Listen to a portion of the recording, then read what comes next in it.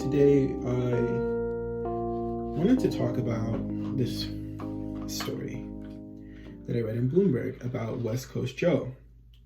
Now, I don't know if you know about West Coast Joe, but if you are a person who's in the shoe game, if you're in the shoe game, you probably know who West Coast Joe is. He's this very famous shoe reseller. Oh no, now my hands are slippery and the floss is not going to stay. Jesus. Okay. Very famous shoe reseller. And I guess on Instagram, he never revealed his face. So, how he had the good sense to never reveal his face and then decide that he was going to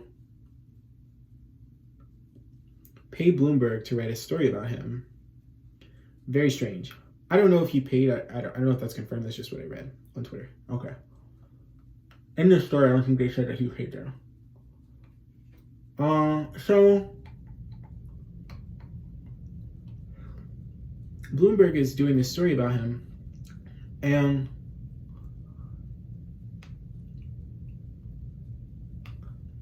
basically he's a shoe reseller, but to the ultimate maximum degree. He's using bots. He's got a whole staff that works for him. He's driving across the country, picking up dead stock. I mean, this is a serious business that he is running.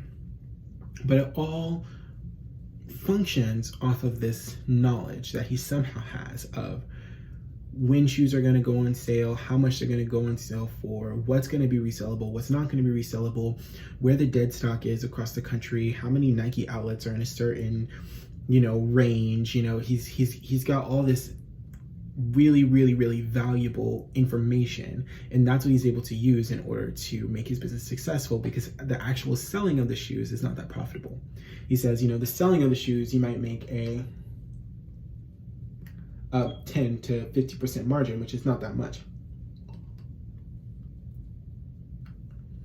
Like when Nike sells a shoe in a store, they're trying to make like an 80% margin. Like that $150 shoe costs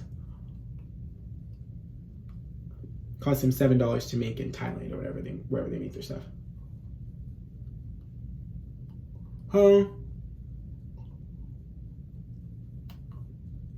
Ooh, I really got back there.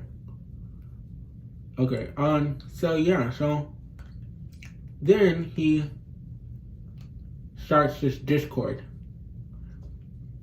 And in the Discord, he basically is like a consultant or like an advisor. So you pay $250 a month to be a part of this Discord, and he's like, hey, this is dropping, you should buy this. This will resell for however much. This will resell for however much. I recommend this transaction. Yeah. Again, nobody really knows where he's getting this information from, where he's getting these discounts from. Nobody knows. But there is like, hey, I can spend $200 a month with you and then make $10,000 off this really valuable information that you're giving me. I'm doing that. The fuck? Perfectly sensible. And I mean, he's selling highly specialized knowledge of the shoe game in the same way that a divorce lawyer sells highly specialized knowledge of the divorce game for $300 an hour. So I'm in the article and I'm like, well, hey, can't hate someone for, commodifying their resource. That's business. So the story goes on. So basically the way that his reselling business works is that he has a team that works with him, and they all have his credit card information. All right, this one story goes kind of weird. He doesn't have a company credit card that he uses for this company that he's running. No, they use his personal credit card. So they all get information from the credit card, and they all plug it in to the website.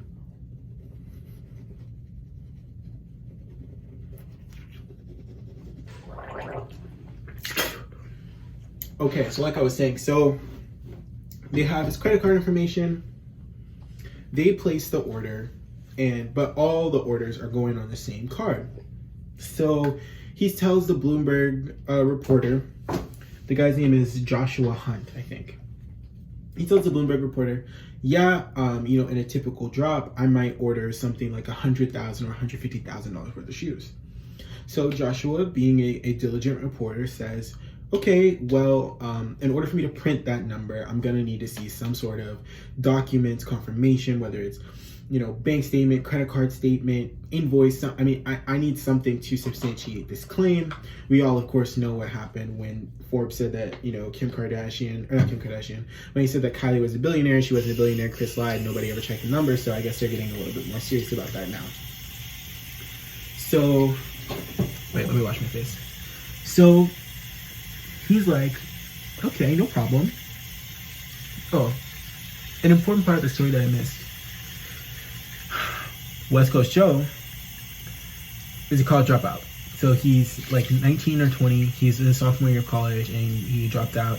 And that's kind of a part of his like mythology. Like he's dropout. Now he's like selling Yeezys and he's got a Rolex. And, this is just a crazy, kind of rags to riches kind of story. Like, social network, whatever. Oh God, that's cold.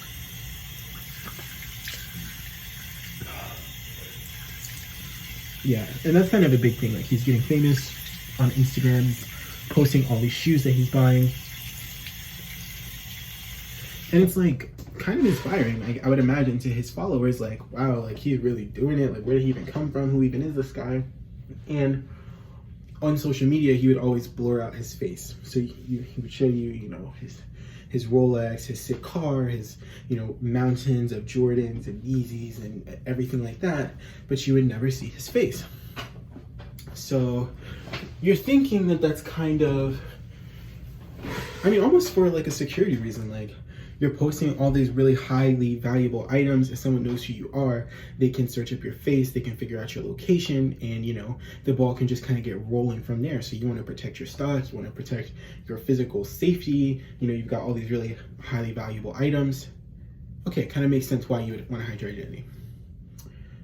But something's not right. Okay, so he sends the credit card statement to the reporter, and the reporter notices something. So whenever West Coast Joe had called him, we're moving on to retinol now. Whenever West Coast Joe had called him, there was a different name on the caller ID. In the same way that like when you're a teenager and your parents buy your cell phone, why? Am I out? No, okay.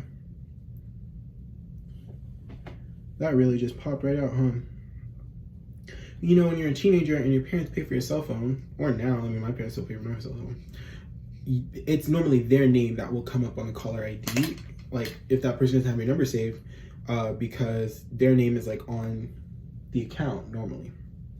So this name pops up that the reporter has never seen before. He doesn't kind of think anything much of it. He thinks the same thing that I kind of saying, like, oh, it's just must be whoever's on the account, whatever.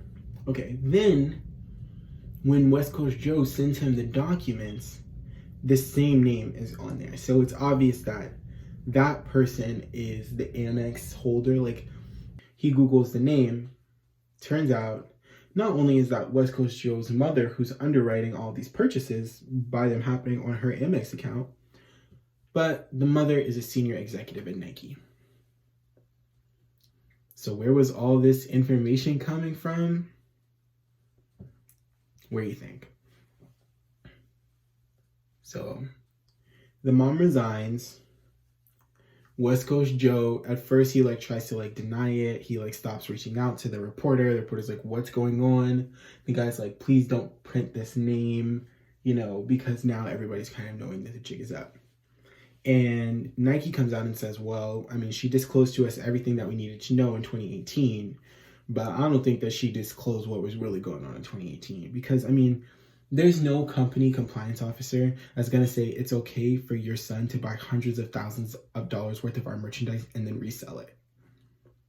That's not, if you work at a bank, maybe you work at a bank and you work with financial securities, your immediate family are not allowed to just purchase any financial security that you want. You have to take the purchase that you want to make, go to the compliance office, get it approved. And if they say no, they say no. And so most people don't, if you work in that position, most people don't trade stocks or anything like that, because it's such a long process to get it approved, because you have inside knowledge, right? And insider trading is illegal.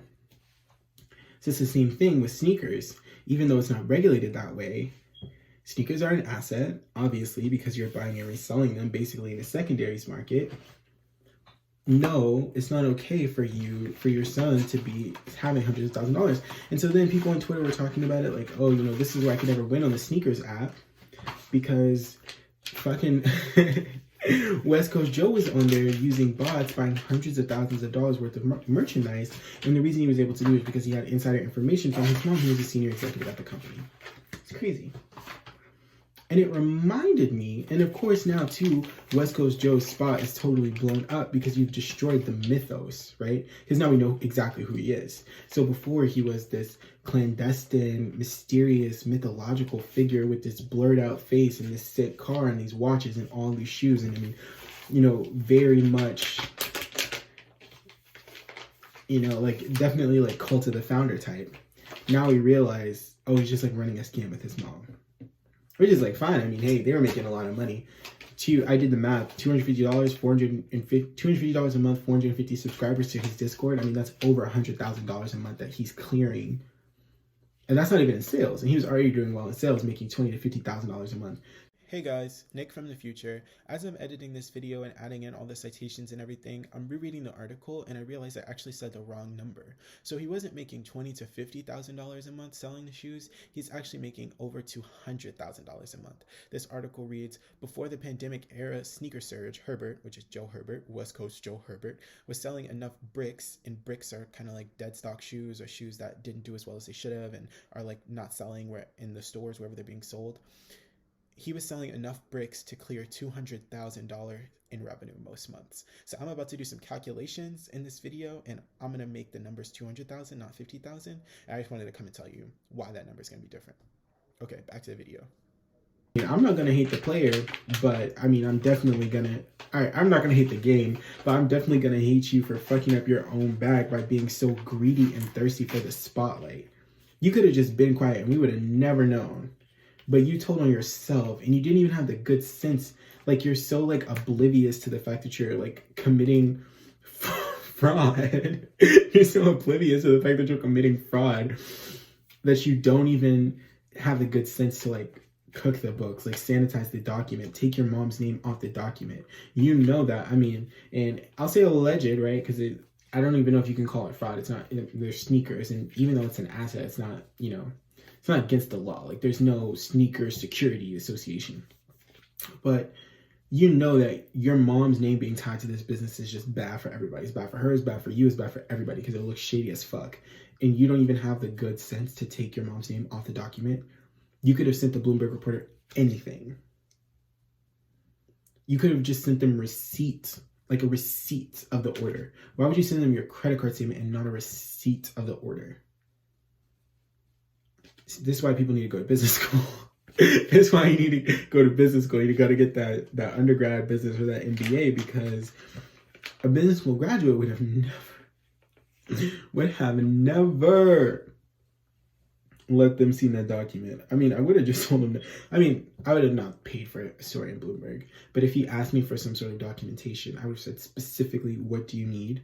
Specifically, right? Because you don't need to have anything more than what you need. Okay, and then I would take what you need and not give you that, give you something less. You want a credit card statement? How about you can get a screenshot? Like, and it's so like unimportant. Like, you having a story in Bloomberg is so unimportant to your fan base or to your customer base. Your customer base does not care that you have a story in Bloomberg. You're selling shoes. Like, shit, maybe if it was in Complex or something, I could understand being so thirsty for that attention, because maybe it'll help your business. But no, you're just regular thirsty because you're just a scammer. So yeah, so he gets caught up. And it reminded me, I think there is a fascination or like an obsession with really wealthy people trying to be like self-made. Like, they want so badly to be a part of that hustle and grind culture, because that's just kind of like what's popular and what's sexy and respectable in America. It's like, I got it out the mud, I did it myself, I made it here, my hard work and perseverance. But really, it doesn't make any sense, right? Because we know that baby boomers are like the wealthiest generation, right? They're extremely wealthy. Okay, and then after them is Gen X, and then after them is Gen Y or the silent generation or whatever. And then after them is millennials, right? Okay, but all this wealth has to go somewhere. All this opportunity and privilege and inheritances, it all has to flow in some direction. So there are some Gen Z or millennial people that are benefiting greatly from the work of people that lived before them. Perfect example, Wolf Chili Lady. This woman posts on Twitter, oh, I don't understand why people get so mad at unpaid internships. I had an unpaid internship. With one Google, the internet finds out your grandfather is totally loaded because he was selling cans of beans and meat. Okay, so of course you weren't worried about getting a job because you were paid up. You knew you could call your parents and ask for money because you guys are stupid fucking rich. Which again, nothing wrong with that. If I was stupid fucking rich, I would not be trying to hide it. And the thing about it is like, I wouldn't be outward like, oh, you guys, oh, I'm so stupid fucking rich. But I wouldn't be on Twitter talking about, I don't understand why people can't just do free work. Like, what the fuck? Be quiet. Oh my God, be quiet. See, that's the thing. The richest person I ever met never said shit about it. I found out from somebody else. So why people get online and try to front? You're West Coast Joe, and you're trying to front that you got it out the mud, and you really made it out the mud because you're driving this truck all around the country trying to get these shoes, trying to get these dead stock, when the whole time your mom is fucking texting you the coordinates because she's in the Nike executive office telling you which outlets have the dead stock and where you can sell them and how much you can sell them for because she has access to all the fucking pricing data. What's the reason? Wolf Tyler Chili Lady, when the reason you can take unpaid, sports journalism internships is because your grandfather made, he made $1 million in the 20th century when $1 million was really, was really worth something. I mean, it's still worth something today, but I mean, $1 million in 1900 was like never work again money. $1 million now is like, you still got to keep working. Like, maybe if you live a really modest lifestyle, you can, chill out. But it's like, I mean, you maybe if you have $1 million when you retire, you're like good. But like $1 million is not that much money now. He had $1 million then. So I know y'all got investment accounts set up, royalty, whatever, so it's like, why front? Which reminded me of this other thing a couple of weeks ago. Whenever this whole story of this woman, she's a culture writer. The fuck? She's a culture writer at Rolling Stone, E.J. Dickson. And she posts this TikTok of this girl, and this girl is like, oh, how to have a fun day in New York City. The best part about New York City is that you can have the perfect day alone, and if you want, it can be a little bougie. I started by wearing this extra outfit before taking myself out to breakfast at Soho Diner. If I'm dining alone, I like to bring a book. The food here is amazing. Then I headed to Chill House for a fancy manicure. You get to pick a design from this book. The space is so beautiful, and I am obsessed with my manicure. Then I headed to Kith to do a little bit of shopping, and couldn't leave without a treat. And since we're being fancy, I checked into the Arlo Soho for a little staycation. I ordered Joe's Shanghai and ate it in the lobby. So good. And then I put on the hotel robe, took my makeup off, used this Crabtree and Evelyn face mask. I wish you could smell it, it smells so good. And grabbed my ice globes by Gallet Beauty. They tighten and depuff your skin. And then finished it off with some toner. I ordered an Aperol Spritz to the room, lounged in my king-size bed, and watched Clueless. And that is what I call a perfect day.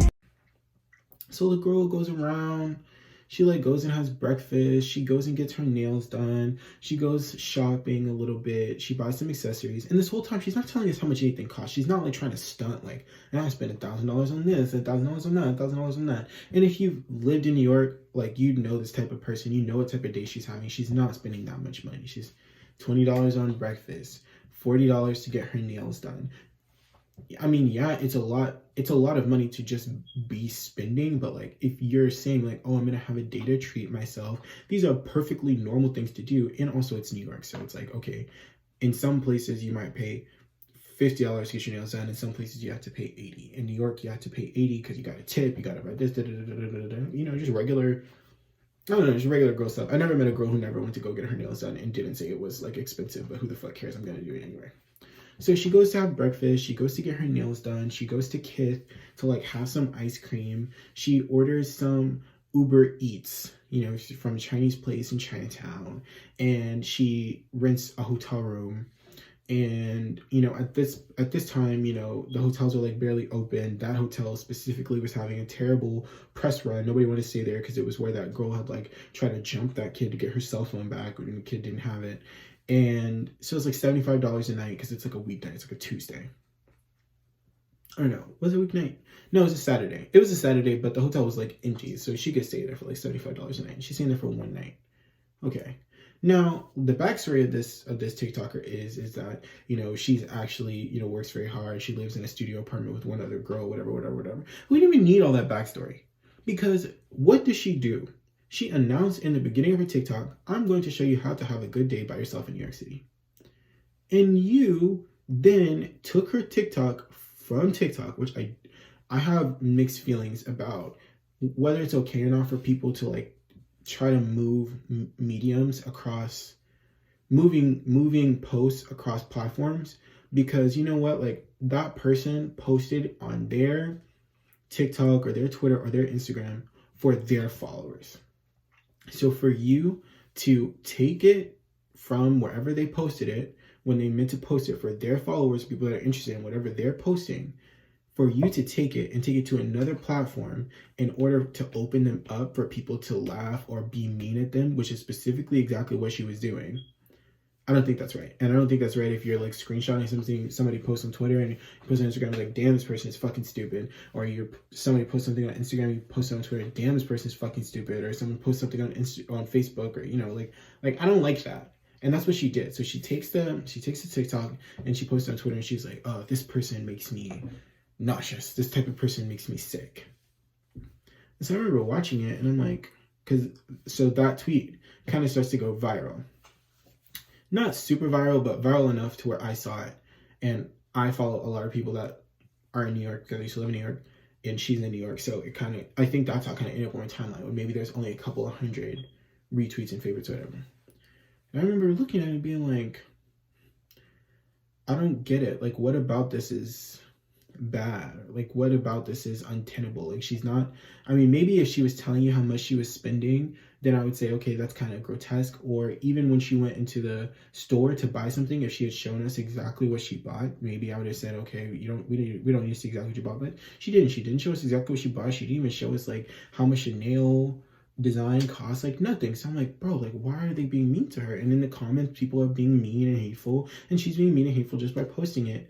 And so then somebody's like, it's really interesting that you would try to basically say that she's some, vapid, stupid rich girl, wasting money in the city, when your parents are extremely wealthy. You went to a $50,000 a year private school for 12 years in high school. Then you went to Oberlin, and then you went and got your master's degree from NYU. And your dad is a principal at Deloitte, and your mom is also a partner or principal, whatever, at a very large corporate consulting firm, which basically means that her parents are super fucking rich.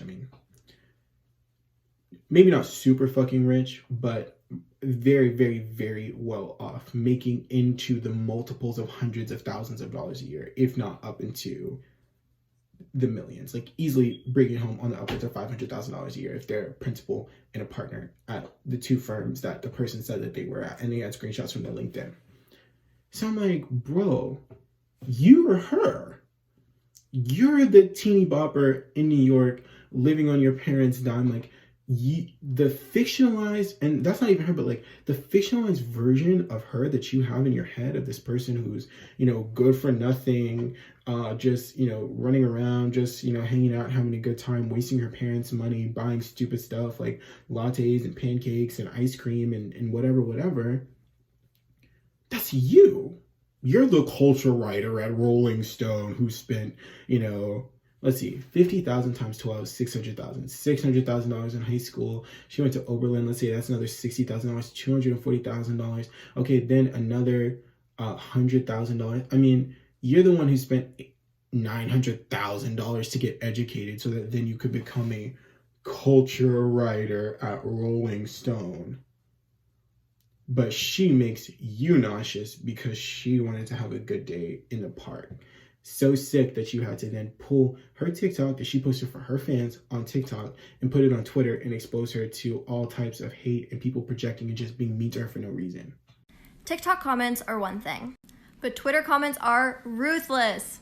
So I'm reading the comments on my latest viral video after EJ Dickson, appropriate last name, reposted it on her Twitter. As you can see, she's a culture writer for Rolling Stone. My video legitimately gave her a panic attack. But don't worry, because she is loving the replies. So let's get to it. This is literally the villain in an Olsen Twins movie. I'm gonna give this, an 11 out of 10 because it's honestly a compliment. We all know Megan Fox was amazing in the one where they went to the Bahamas. I can hear the personality disorder in her voice. I'm gonna give this one a 5 out of 10 because it was something I was trying to hide. Also, trash outfit. I'm gonna give this a 2 out of 10 because no, it wasn't. Oh my god. Yeah, that's true. I did get every solo, and I did go to middle school with this person. 10 out of 10. This is a 0 out of 10 because it's mean. Hope she gets robbed. 4 out of 10. Made me nervous. Thank you, EJ and Rolling Stone, for sponsoring the video. When it was you all along, like, dude, you're projecting, Your Honor. Why are you trying to pretend to have class solidarity when you and her are actually, you're more well off than she is?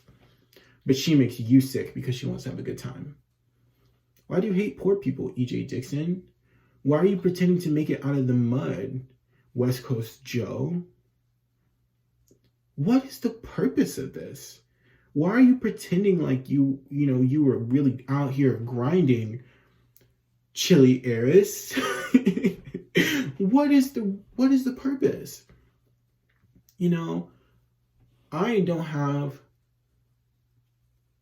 I would say I don't have anything. That's not true. But I'm saying I don't have parents that have millions of dollars to bankroll my education or, can give me secret pricing information for shoes or can pay, $900,000 for me to go to private high school, private college so that I can become a culture writer or, have a secret chili fortune that makes it so that I can, work unpaid internships.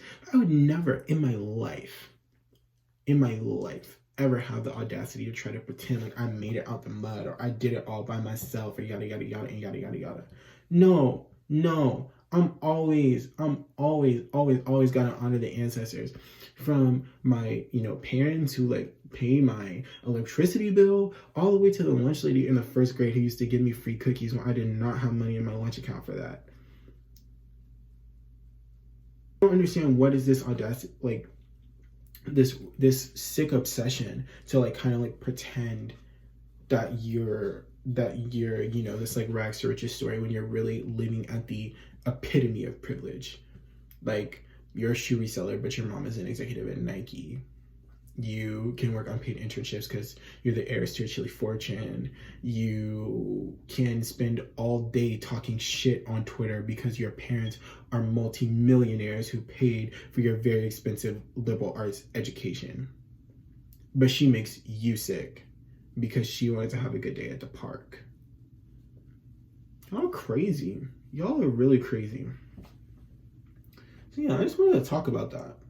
Because I just thought, what's going on? What is going on? And I think part of it too is, so I just watched this movie called I Care a Lot on Netflix, which just came out, and it got a lot of people were talking really badly about it, so I kind of wasn't interested in watching it. But then my mom started watching it, and then I just sort of kind of walked in halfway through. And that movie, at first I didn't like it. When it first went, when credits started rolling, I was I don't think I like that movie. It's kind of ridiculous.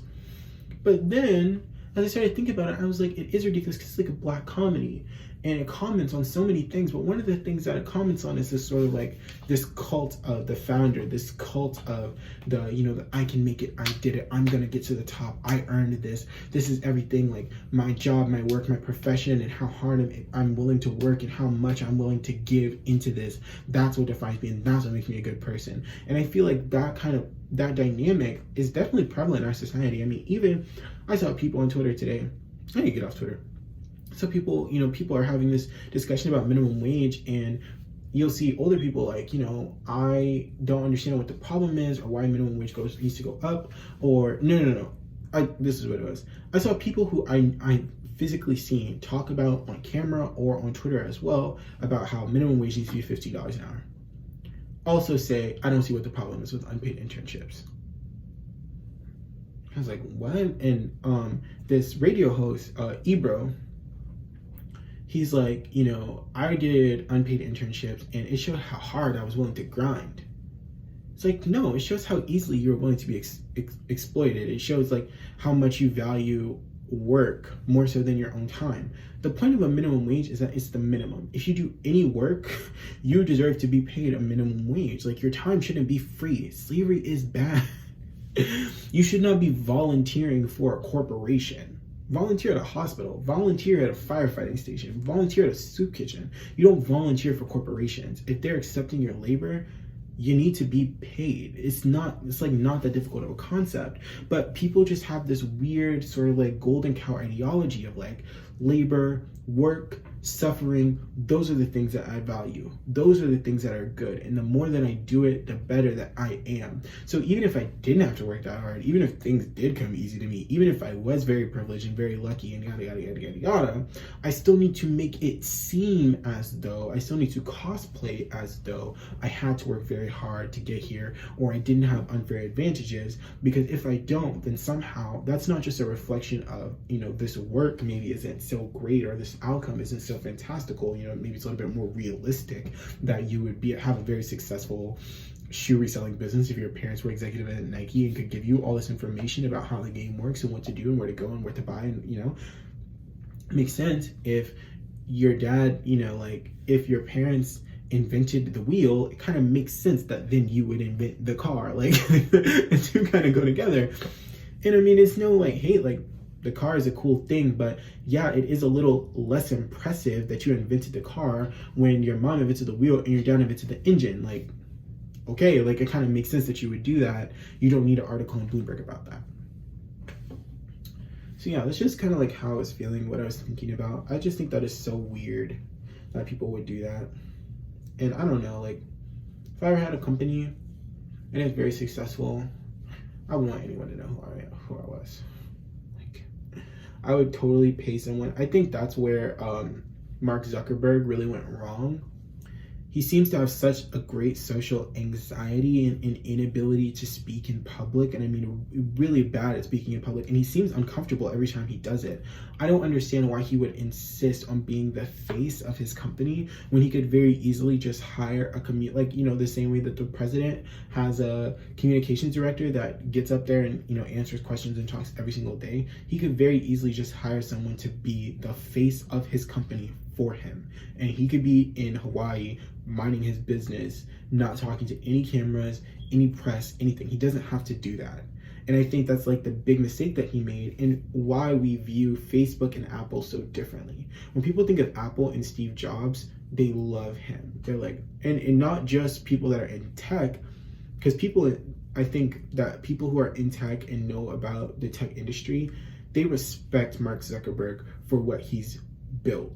But I have never met anyone who's like, oh, I love Mark Zuckerberg. I love his energy. I love his vibe. Like, I want to be just like Mark Zuckerberg. Nobody says that. They may say, I want to have a company just like Facebook. I want to build something just like Facebook. I want to change the world like Mark Zuckerberg did. But nobody says, I want to be Mark Zuckerberg.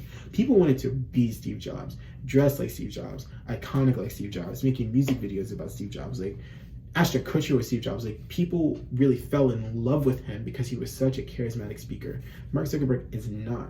And even though Apple's abuses of workers, their theft of designs, they're not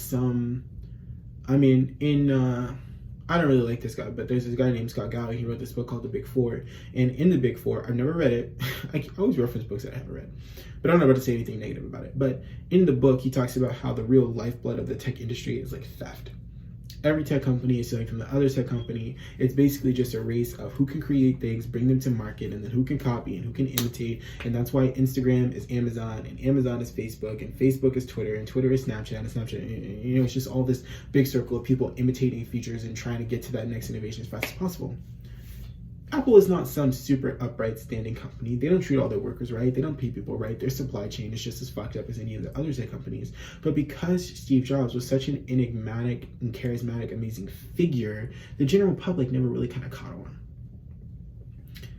With Facebook, on the other hand, because Mark Zuckerberg seems so stilted, cold and reptilian. People are like, I don't fucking like him. And wait, what's going on with this company? Oh no. But I genuinely believe that his world would be totally different if he was not the face of his own company. So yeah, I don't want to get Mark Zuckerberg. So I think if I ever had like a super successful company, I would not want to be the face. I wouldn't want to be the face unless I was only going to be the face. I wouldn't want to be the face and the person who's actually trying to, operate the business. No. But if I was operating business, I'm going to see operational CEO. Cut the cameras, dead ass. I don't want to be seen. I don't want to do any sort of interviews. Like, I would have individual reporters that I trusted, and those would be the only people that I would talk to. I'm not coming to Congress to testify about shit. Look, we got lobbyists for that. None of that's happening. Nobody's ever gonna see me. My Instagram will be private. Actually, this is how you guys will know that I'm filthy fucking rich when my Instagram and my Twitter is private, because I have no desire to be a part of public discourse. And that's what I wish all super rich people would do. Super rich, super successful. Put your shit on private and just let us plebeians do what we do. Because I hate it when you guys intervene or try to pretend like, oh, you're down with the cause. No, you're not.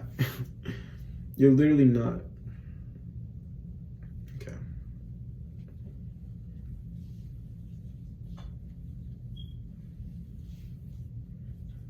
It feels good.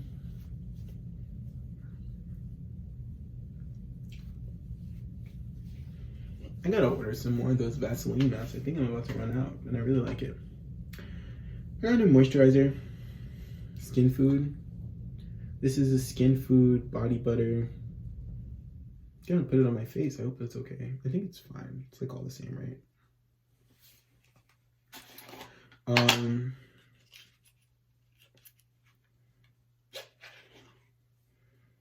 It's literally exactly the same as other Skin Food.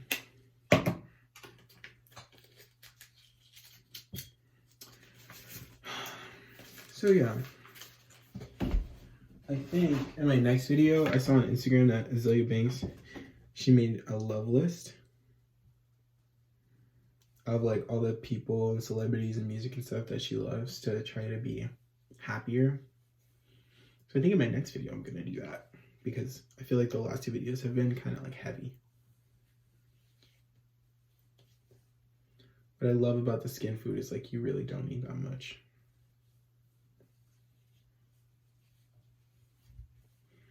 I can tell if I rubbed it in because I don't have my glasses on.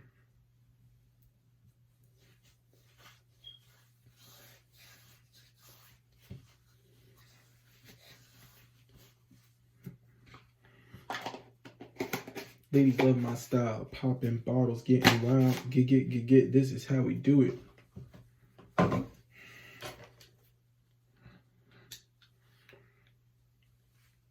it looks so shiny.